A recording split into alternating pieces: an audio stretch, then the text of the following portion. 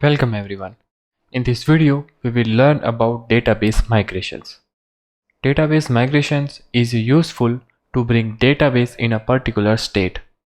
So when we deploy our code from one environment to another environment, or when we add new features in our application, we might need to modify our database schema.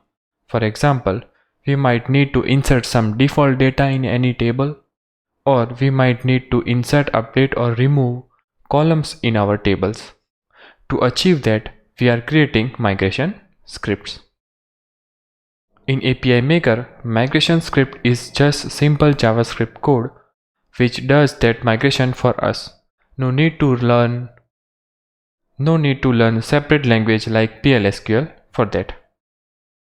To create a migration script, click on this plus icon, provide the name, provide the order, and we'll save that. To test it, click on this test icon and we press the send button and we'll get the output. Let's add description column in order transactions. For that, let's open any GUI tool like MySQL Workbench. We'll open our database. In order transaction, we'll alter table. In the end, we'll add the description. We are using this tool just to generate the SQL script.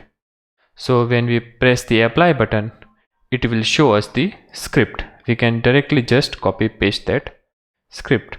We'll cancel that. We'll go back here. We'll write script to alter the table. For that, let's create some variable.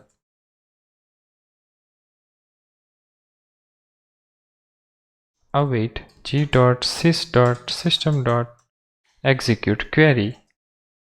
It takes one object. We'll pass instance name as a MySQL 8 and no need to pass database and table names because our script will be executed on entire instance. And in query, we can write our query.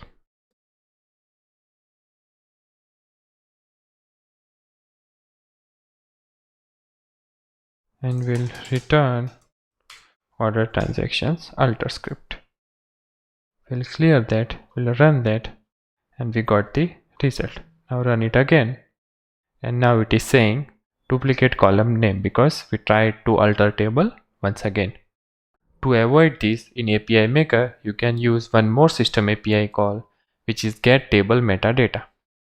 We can use this execute query to run plain SQL statements on SQL databases. In MongoDB we don't have any structure, so no need to do all these things. But in case of MongoDB, we can use this migration script to insert some default content in the database or perform some kind of database data modification kind of things. But for SQL scripts, we need to modify actual schema. So execute query will execute SQL statements and table metadata will get the data, current schema of the table. For example, let order transactions meta is equal to await g.sys.system.getTable meta. It also takes one object here. Instance is MySQL 8. Database is inventory and table is order transactions. So it will get all the order transactions. Let's see what we are getting. We'll comment this part for now. We'll return only that part, and we can see all these columns here. At the end we can see description. So we'll create one variable let has description is equal to underscore. Let's import Nodejs library. Nodejs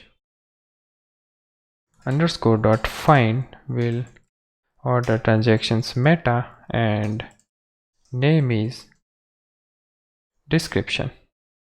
So if we has a description, we'll get that here. So if we don't have description, only in that case we'll run this script.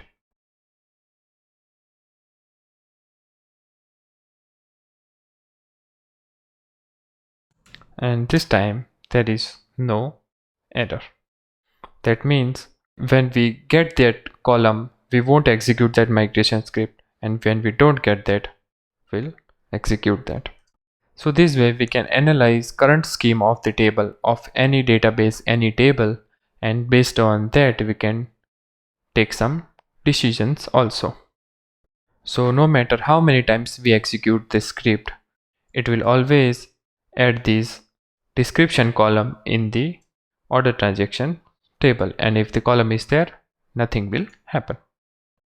When we have any migration script which is not executed, and when we come to the dashboard and when we refresh that, or when we do git pull and deploy our latest code, this model will come up and it will ask us to execute that migration script. When we execute that, this option will also go away. And if we go to migration script, this checkbox will come that this script is already executed.